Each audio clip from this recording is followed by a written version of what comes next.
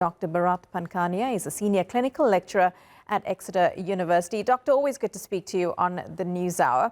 So the United States left the WHO during Trump's first term, but it takes about a year for them to fully pull out of the group. But how big an impact is it going to have in the immediate future? I think it's very unfortunate because the United States is an active member of WHO. In fact, the United States was a founding member of the World Health Organization. And to draw analogies here, there is a similar parallels with the United States at the top table of the World Health Organization is the rule maker.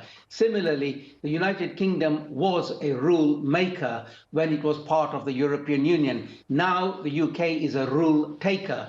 And similarly, the United States is unnecessarily isolating itself from global illnesses and diseases, which will affect the world and in turn will also affect the United States population.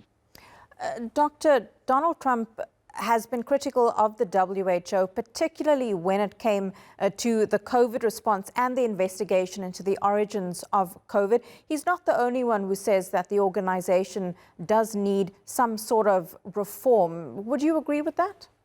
Of course I do, and in a statement released by the World Health Organization, they address this very aspect, which is they have undertaken reforms, regulation and review of how their what you would call governance works. And furthermore, the United States as member of the WHO was taking part in the reforms and governance of the World Health Organization, and now it's not sitting there at the top table to see it through. Do you think that it's unfair in some ways that some countries contribute more to the WHO than others, or should it be based on how much a country can afford to pay? The United States, of course, is a richer country than many others, but at this point, with them removing themselves from the WHO, would another wealthier country need to step in?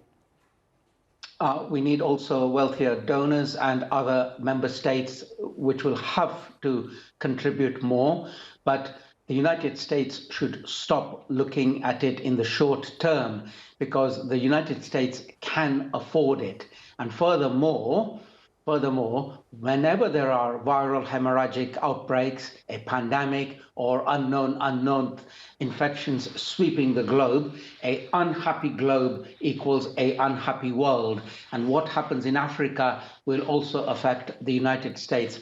So it is short-termism to abdicate your responsibility as the richest, most powerful nation on planet Earth. In fact, the United States should be leading rather than saying, I wish to take my football away, I don't want to play with you. Dr. Bharat Pankhania, thank you so much for your analysis. Appreciate it. Thank you.